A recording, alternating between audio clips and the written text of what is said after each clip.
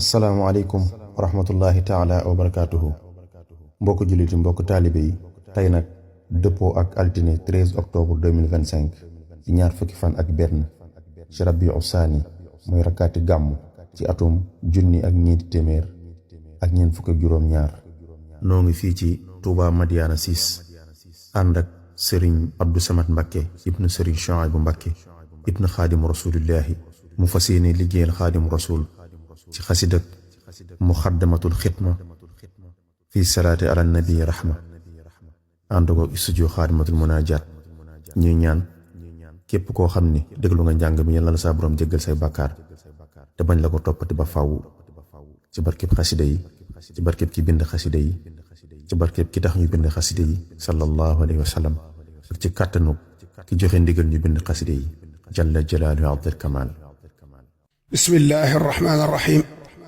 اللهم بحق وجهك الكريم صل وسلم وبارك على سيدنا مولانا محمد وآله وصحبه وتقبل مني لوجهك الكريم قولي تائبا إليك بأستغفر الله به أستغفر الله العظيم وأتوب إليه من ظواهر ومن غيوب سألته بحق وجه الله معذرة من جملة المناهي تبت له من جملة الصغائر مع الكبائر ومن ضمائري غافر ليغفر كل ما تقدم وما تأخر وما بينهما فهمني العلم وزدني علما وعملا وأدبا وفهما ربي لكشف العلوم النافع واجعل حياتي من شقاء مانع اكشف لي الأسرار والغوامض يا خير من كشف سرا غامضا ليجمع جميع ما تفرق لدى قطي من الخير وصف القلدا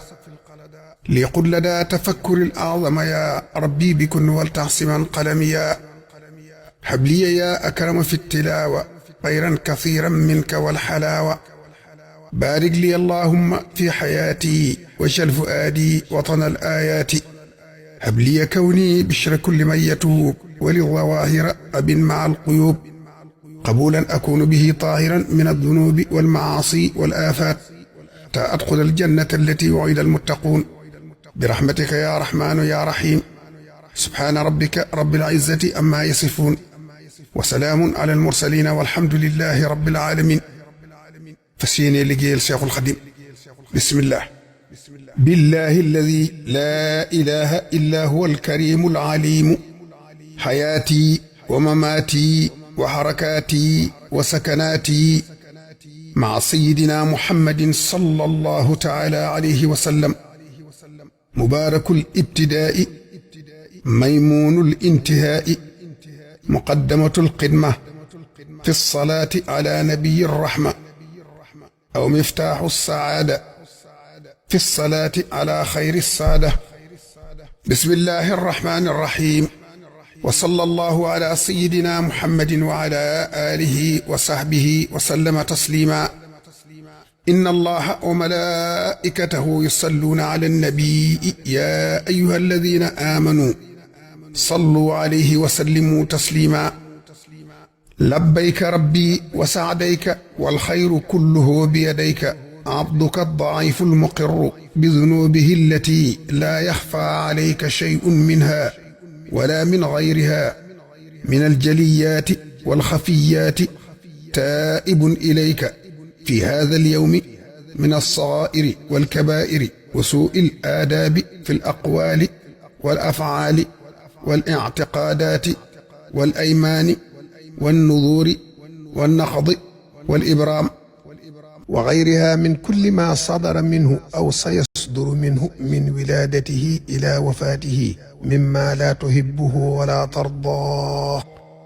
مصليا على من أمرته بأن يصلي عليه وأن يسلم تسليما قائلا مقبلا إليك في هذا اليوم ناويا العبادة لك بقمة لعبدك ورسولك محمد صلى الله تعالى عليه وسلم